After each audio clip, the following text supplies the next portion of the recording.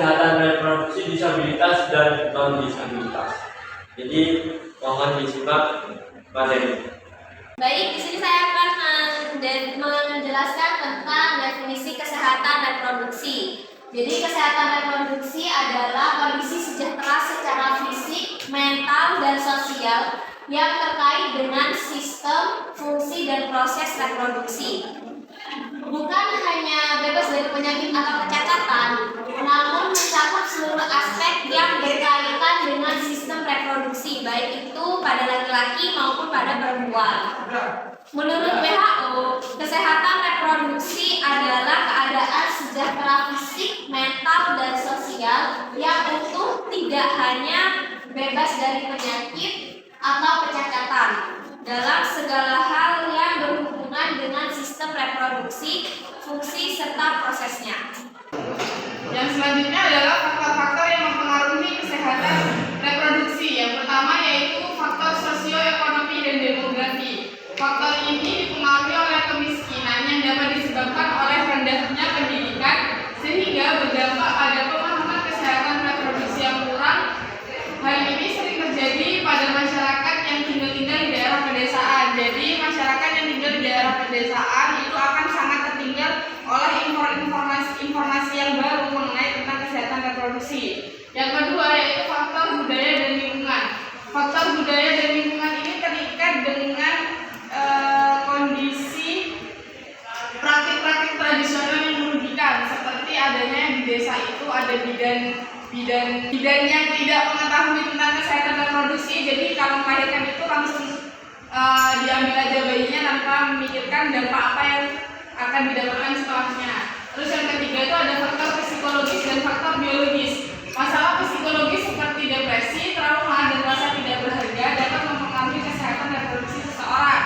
Selain itu, faktor biologis seperti cacat bawaan atau penyakit menular seksual juga dapat berpengaruh terhadap kondisi kesehatan reproduksi. Baik, ini saya akan menjelaskan tentang menjaga kesehatan reproduksi yang baik bagi perempuan, terutama yaitu perempuan dapat menjaga kesehatan reproduksinya dengan cara menjaga kebersihan organ intimnya, terus mengonsumsi makanan yang bergizi, menghindari terlalu sering menggunakan sabun atau cairan kimia di area kewanitanya, serta rutin memeriksakan kondisi kesehatan reproduksinya ke tenaga kesehatan ataupun dokter. Terus yang kedua ini bagi laki-laki dapat menjaga kesehatan reproduksinya dengan berhenti merokok. Yang kedua mengonsumsi minuman beralkohol dan secara berlebihan. Yang ketiga menjaga berat badan mereka. Dan yang keempat memastikan testis tetap dalam kondisi sejuk. Selain itu, pola hidup sehat dengan banyak berolahraga dan mengonsumsi makanan yang bergizi juga. Pentingnya untuk menjaga kesehatan untuk menjaga kesehatan reproduksinya. Selanjutnya saya akan menjelaskan tentang persamaan kesehatan reproduksi penyandang disabilitas dan tanpa disabilitas. Yang pertama itu pentingnya pendidikan kesehatan reproduksi sejak dini. Nah tentunya kita pasti tahu kan sejak dini itu di bawah dari 16 tahun. Nah mereka itu yang remaja-remaja harus dikasih tentang edukasi gimana itu kesehatan reproduksi, maupun wanita maupun pria pasti harus mendapatkan edukasi tentang menjaga reproduksinya, entah itu dari sekolah, orang tua, dan juga tentang tenaga ahli. Nah yang kedua itu kebutuhan dalam komunikasi tentang kesehatan reproduksi, yang mana ini adanya keterbukaan komunikasi antara orang tua dan anak. Misal anak itu yang cewek sudah menstruasi, nah pastinya dia tidak tahu cara menangani menstruasi tersebut. Nah kita sebagai orang tua harusnya mengedukasi anak kita tentang kesehatan reproduksi. Nah itu komunikasinya harus jelas dan juga harus secara tepat kepada anak tersebut agar tidak terjadi hal-hal yang di luar kemauan kita. Nah, yang ketiga adalah cara pemeliharaan organ reproduksi. Nah, tentang cara pemeliharaan reproduksi ini biasanya ada seperti posyandu atau puskesmas yang datang ke sekolah maupun di rumah-rumah. Biasanya di RT, di RW itu kan ada posyandu. Posyandu ini untuk balita dan anak-anak kecil yang memeriksakan organ-organ reproduksinya anak-anak. Kalau misalnya di sekolah itu biasanya ada vaksin cewek gitu ya. Biasanya ada di SMA selama 3 bulan sekali. Nah, terus juga kalau misalnya udah ada dari tenaga ahli, harusnya cewek dan perempuan dan laki-laki itu sudah tahu cara pemeliharaan organ reproduksinya. Perbedaan kesehatan reproduksi penyandang disabilitas dan tanpa disabilitas. Yang pertama, akses layanan dan informasi. Untuk penyandang disabilitas sendiri seringkali menghadapi tantangan dalam memenuhi hak-hak terkait kesehatan mereka, terutama kesehatan reproduksi mereka sendiri, seperti keterbatasan akses terhadap layanan dan informasi yang memadai. Juga hal ini dikarenakan mereka seringkali dianggap tidak memiliki hak atau kebutuhan terkait kesehatan reproduksi. Yang kedua, ada peran orang tua dan guru. Orang tua dan atau guru yang mendidik anaknya dengan disabilitas cenderung hanya memberikan pembelajaran terbatas, seperti hanya membahas persiapan menghadapi menstruasi atau gimana cara mereka membela diri, seperti menggosok gigi, mandi, dan seperti itu. Sementara anak tanda disabilitas mampu mencari informasi lebih luas secara mandiri melalui internet ataupun tanya-tanya kepada orang tua ataupun guru yang ada di sekitarnya. Yang ketiga, ada perkembangan biologis. Untuk anak penyandang disabilitas sendiri, khususnya perempuan, seringkali mengalami percepatan perkembangan biologis, seperti mengalami menstruasi lebih awal dibandingkan dengan anak-anak yang lain. Hal ini juga membutuhkan perhatian dan penanganan khusus dari orang-orang terdekat. Selanjutnya kita akan membahas tentang upaya-upaya tentang peningkatan kesehatan reproduksi bagi penyandang disabilitas. Di sini ada 3 aspek yang harus dipenuhi. Yang pertama adalah akses layanan kesehatan. Akses layanan perlu adanya peningkatan akses bagi penyandang disabilitas untuk memperoleh layanan informasi terkait reproduksi kesehatan. Baik informasi tersebut didapatkan dari pusat-pusat layanan kesehatan ataupun di lingkungan komunitas yang juga membahas tentang kesehatan reproduksi. Selanjutnya yaitu pendidikan kesehatan reproduksi. Pemberian edukasi dan informasi tentang kesehatan reproduksi yang sesuai dengan kebutuhan dan kemampuan penyandang disabilitas harus ditingkatkan, baik di lingkungan keluarga, sekolah, ataupun di lingkup komunitas. Ketiga, pemberdayaan penyandang disabilitas. Upaya pemberdayaan penyandang disabilitas termasuk dalam memahami dan memperjuangkan hak-hak terkait reproduksi, terkait hak-hak kesehatan reproduksi perlu terus didorong untuk melalui berbagai program dan kebijakan yang komprehensif. Kesimpulan, di sini ada beberapa kesimpulan. Yang pertama, pentingnya kesehatan reproduksi. Kesehatan reproduksi merupakan aspek penting bagi setiap individu, baik penyandang disabilitas maupun mereka yang tidak memiliki disabilitas. Kesehatan reproduksi yang baik akan mendukung kesejahteraan fisik, mental, dan sosial seseorang. Yang kedua adalah persamaan dan perbedaan. Meskipun terdapat persamaan dalam hal pentingnya pendidikan kesehatan reproduksi jenis ini, keterbukaan komunikasi dan cara pemeliharaan organ reproduksi. Namun penyandang disabilitas menghadapi tantangan yang berbeda, seperti keterbatasan akses, informasi, dan layanan, serta perbedaan perkembangan biologis. Yang ketiga adalah upaya peningkatan. Upaya peningkatan kesehatan reproduksi penyandang disabilitas harus dilakukan secara komprehensif, meliputi peningkatan akses, layanan kesehatan, pemberian edukasi yang sesuai, serta pemberdayaan penyandang disabilitas dalam memahami dan memperjuangkan hak-hak terkait kesehatan reproduksi. Dari presentasi kita tadi mungkin ada yang ingin kalian pertanyakan, boleh dipersilahkan.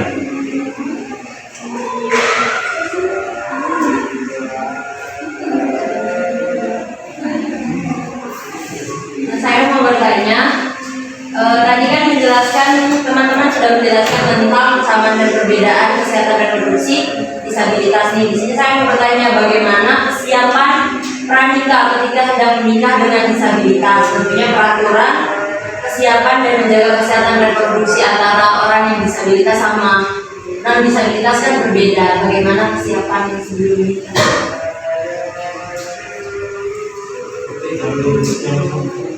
Apakah ada lagi?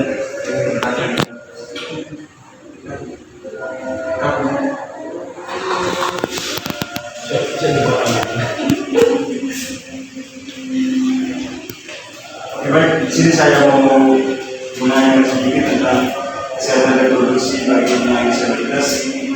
Jadi di sini saya mau menanyakan tentang bagaimana cara penanganan risiko atau cara edukasi ketika ada orang tua yang memiliki anak disabilitas, begitu pun sebaliknya.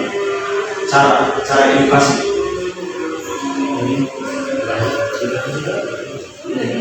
Oke, jadi karena banyaknya ada pertanyaan kita tampung dan biarkan kita untuk berdiskusi sejenak. Udah nyok. Oke, untuk pertanyaan yang pertama akan dijawab oleh Erika. Yang pertama nih akan pertanyaannya bagaimana kesiapan pranikah ketika hendak menikah dengan disabilitas. Terus ini ada di sini. Nah ini yang harus disiapkan ini yaitu layanan akses dan informasi. Nah tentunya kalau sama disabilitas itu pasti membutuhkan surat keterangan, yaitu disabilitasnya juga dikasih tahu kan dia disabilitas apa, entah itu autis, entah itu daksa.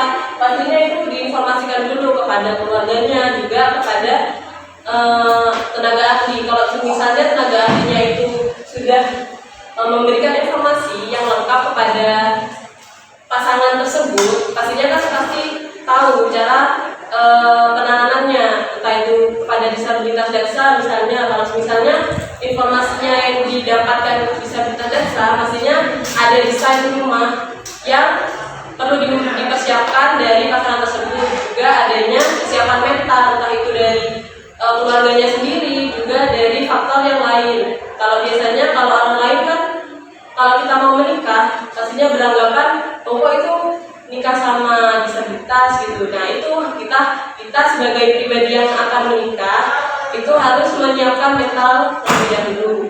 Terus yang kedua itu adanya peran orang tua. Nah juga kalau dulu nih nggak usah ya, kalau peran orang tua ini mendukung atau enggak. Nah misalnya kalau kita menikah dengan disabilitas, pastinya orang tua ini ada yang nggak mendukung dan juga ada yang mendukung. Kayak itu perlu dipertanyakan. Jadi kalau kita menikah dengan disabilitas, kita harus mempersiapkan mental terlebih dahulu. Terus perkembangan biologisnya, entah itu misalnya kita juga menikah dengan orang-orang yang disabilitas intelektual, juga kan pasti biologisnya menurunkan anaknya, itu juga perlu dipertimbangkan sebelum pranikah.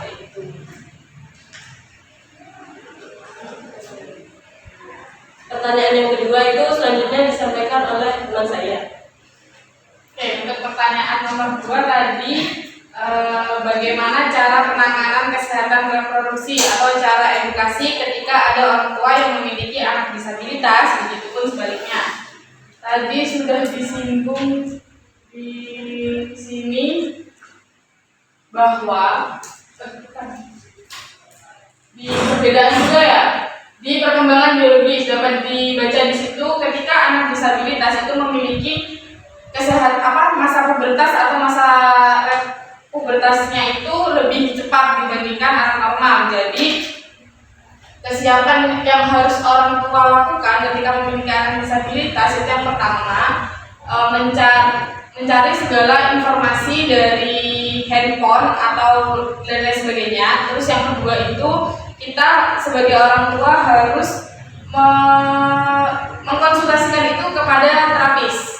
Jadi kita tanya, kita harus ngapain ketika anak saya sudah menstruasi? Saya harus ngapain ketika anak saya sudah, yang laki-laki harus tetap melakukan apa? sunat. Nah itu kan harus dikonfirmasikan lagi. Nah kita sebagai orang tua di rumah itu tinggal melanjutkan programnya. Jadi kan anak disabilitas nggak bisa dikasih tahu secara langsung. Jadi kita langsung praktekkan aja ke anaknya. Dan lambat laun kan pasti itu menjadi suatu kebiasaan di rumahnya kan. Itu. Nah kalau sebaliknya, kalau anaknya orang tuanya yang disabilitas, anaknya yang normal, menurutku kalau kayak gitu tuh nggak ada kesulitan tersendiri karena memang anaknya nggak ada hambatan. Jadi anaknya bisa mencari informasi dari berbagai media, dari gurunya juga bisa menangkap informasi, dari media juga bisa menangkap informasi, dari orang sekitar juga bisa menangkap informasi, dan dia bisa menjaga kesehatan reproduksinya sendiri dengan udah jalan aja. Oh, dan aku ngerasa halanganku nggak teratur, ya udah aku harus ke bidan atau bisa langsung ronsen dan lain sebagainya gitu. Jadi menurutku nggak ada hambatan ketika yang normal itu anaknya, bukan. Oke, jadi bisa disimpulkan dari pertanyaan yang pertama yaitu kesiapan pernikahan tersendiri. Untuk kesiapan pernikahan tersendiri itu ada pada akses layanan, aksesibilitas layanan dan informasi, juga peran orang tua, serta dilihat dari perkembangan biologis dari penyandang disabilitas itu sendiri. Untuk pertanyaan yang kedua dapat digarisbawahi kalau jawabannya ada di perkembangan biologis penyandang disabilitas itu sendiri. Jadi sekian presentasi dari kami, kurang lebihnya kami mohon maaf. Wassalamualaikum warahmatullahi wabarakatuh. Waalaikumsalam.